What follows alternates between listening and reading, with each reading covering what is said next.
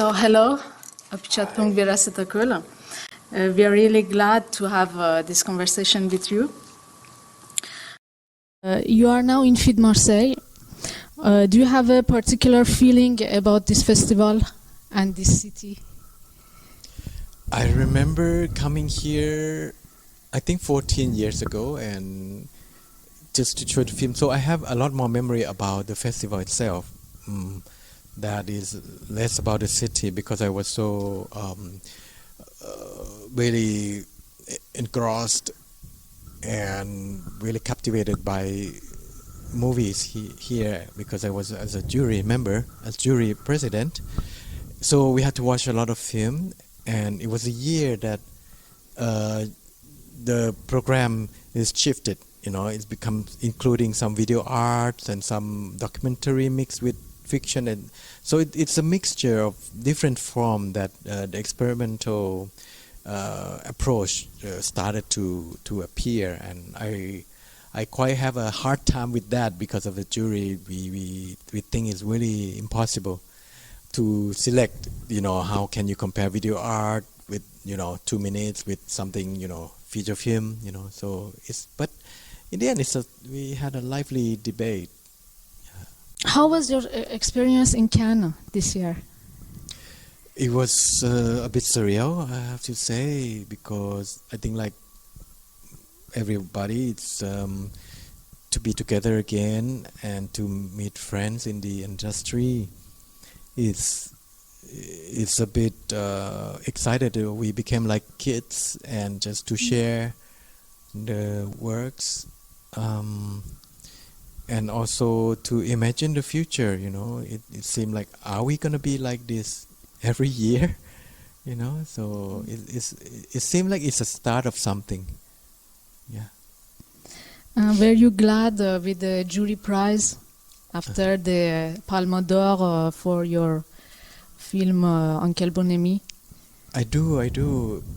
Whatever prize is such a gift, no? I mean, of course, to be selected already is something, and to share the film in such a good condition in the Lumiere, and to get a big, warm reception was something beyond happiness. So I and my team members were, I don't know, we were still talking about it now, that it was like a dream. Yeah. About Memoria, your last film, how did you meet Tilda Swinton? How did the project begin? I talked with Tilda, and we couldn't remember when did we first meet, but she saw my film in 2004, and in Cannes. Yeah, she was. Do you remember? She saw Tropical Malady, and then she wrote about the piece for her son about it, and then a common friend got in touch, and we exchanged emails, but not that much, but it's something that there's a sense of comradeship and shared love of cinema. Yeah. And at one point we said we really seriously need to work together.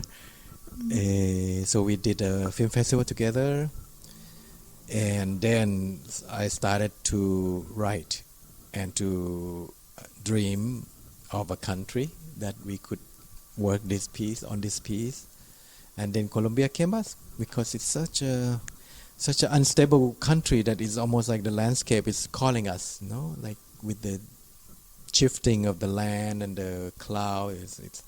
It's really active country in terms of the landscape and the weather. So I and Tilda just jumped right into it and just embrace our inability to understand many things, embrace our not knowing situation. Yeah. And how did you find the story?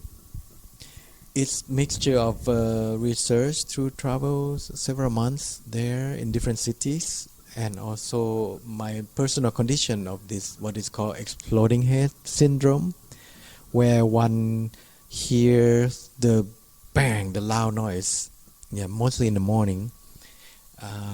Kind of internally, nobody can hear it. So that kind of experience during the journey around Colombia, kind of create this film about, the jolting of emotion and how we try to reconnect with ourselves and others. Yeah. What is Memoria about? It's about that.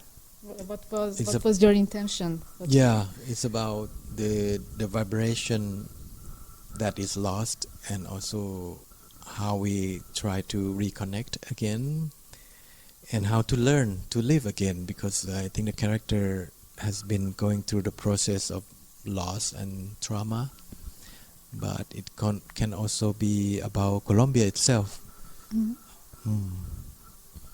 Does working with famous actresses change something in your way of working?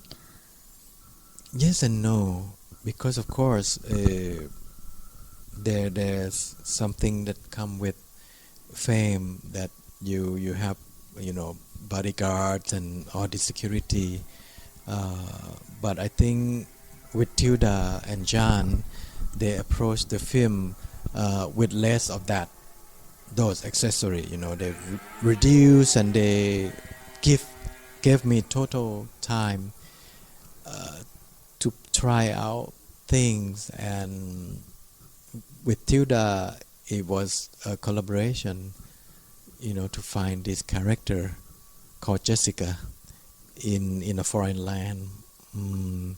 So it's not really much about movie stars. Her persona is about family, and how we spend time together talking about it, and partying, dancing. Just like I would imagine my really early film when I work with friends. Yeah. In your previous film, Cemetery of Splendor, you returned to your childhood village. What did you want to transmit with this? Why did you choose? It was a small town, actually. It's quite big. When I was younger, it's small, of course, but now it's quite big town. But I wanted to go back and see the change, and also to say goodbye, really.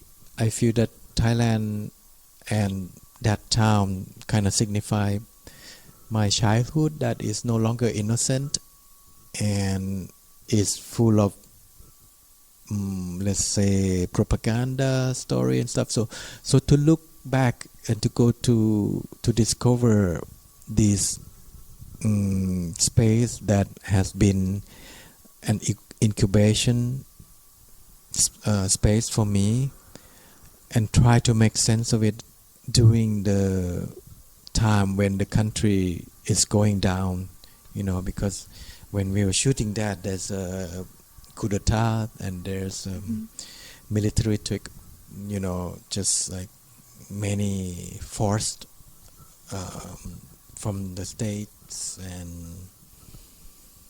and it's been changing until now. It's been occupied, even though they say they're legitimate democracy, but personally I don't think they are. It's not democracy, it's authoritarian. And that film is a letter of lamentation and farewell. Yeah. So would you like to make a movie about these events in Thailand? I don't think so. It's not my nature to tackle such a really political and really how you say more like documentary like process of working. For me, I'm interested in producing though, but not making. Yeah. So for your future projects, would you go back to Thailand or other countries? You would like to film in other countries? Yeah, next week I'm going back to Thailand and make one. It's a video installation, a bit political. But for feature film, I feel like the experience from Memoria was so precious that I learned a lot, and I want to continue in that kind of method. What's your relation with time and how you show this in your films? Oh, time is a big issue in cinema, because cinema is a time distortion machine. So it's about how we cheat and how we manipulate time and to create certain feelings. So for me, it also kind of reflects how our brain works, how our body, how our memory works. It's not linear. It's jump back and forth, and it's also fluid. Is slowness in your films in connection with the traditional culture of your country? I don't know, because I don't think they are that slow. I would say it's my speed for particular space and particular memory. They're not slow to me. What is your relation with the mysticism you put on screen? Ghosts, spirits, magnetism of stones, forces of nature? It's a curiosity to present, or to try to present something that is people's believe it, it to be unnatural, like ghost or something that you cannot explain with the film medium, because the film itself is like magic. It's just light, and then it just disappears. You cannot touch, the movie. So I feel there's a relationship with that, and also with dream, with something that exists, not in the reality, not in this plane, but it's more another layer in between, maybe in between awakening and sleeping, or life and death. Film make us feel like that. So for me, it's so natural to express those supernatural through this medium. When you were young and you began to make films, which filmmakers influenced you? Oh, too many to name. I don't want to name now, but there, I don't know, 50, 60 if I have to start to write. That's the beauty of it. You cannot name one or two. No, because the more important. Of course, I name in the past. I named this and that person, but I think it's a bit misleading, because we are influenced by one guy who was influenced by another guy. It's all mirrors, of influence. Or a writer or philosopher. I think similar, but writer, I like Japanese literature a lot, and I like someone like Mishima Yukio. I like Kawabata. I like Tanizaki Junichiro. Kind of classic modern Japanese writers. Did Palme d'Or for Uncle Bonemi change something in your way of working?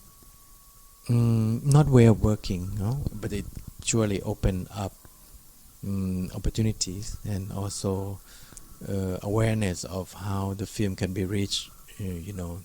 Without the palm, I don't think people in a very remote country would try to see the film, and many people were connected with it, and to know that is such a special, and it's a gift. What is the situation of cinema in Thailand today? Is there the young filmmakers, and what's your place with them? There are many young filmmakers in Thailand, and the same situation for a long time, when they are struggling because no state support,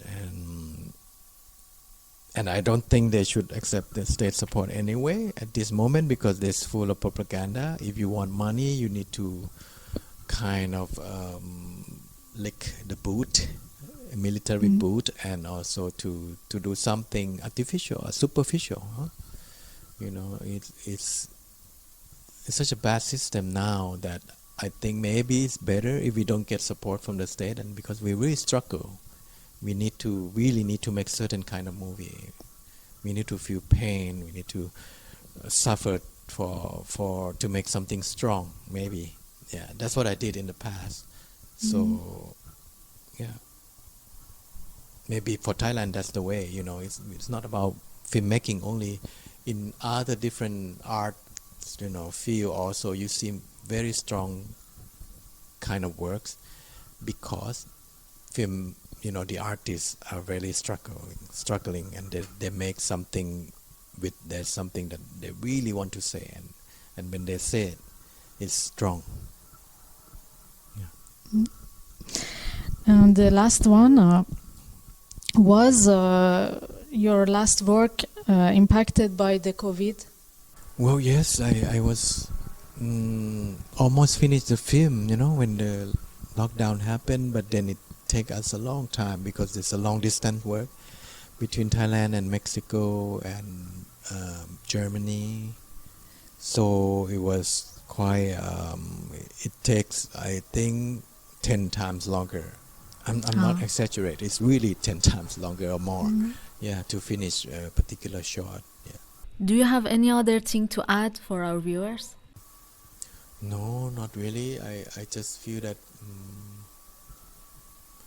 I just want to say to I don't know, just say to younger filmmaker, just to make something that you know, that you experience, you know, either in dream or in real life, you know, and maybe less of series and just more of listening and going places in real life. Yeah. And how do you feel about that? The cinema is open now, after lockdown? I don't know. In France, it's in Thailand it's locked down, but in France I never been there. But I don't know. I want to give total support, because I think cinema as a movie we don't need to save, but for cinema as a theater, you know, as a space to share movie, that we need saving, and whatever support that they need, you know, to keep it precious against or along with the streaming, you know, whatever on mobile or laptop. Yeah, if we lose it, it's going to be a big you know, tragedy, I guess. Yeah. It's important to go to the movies. For sure. Yeah. Thank you very much. Thank you. Thank you.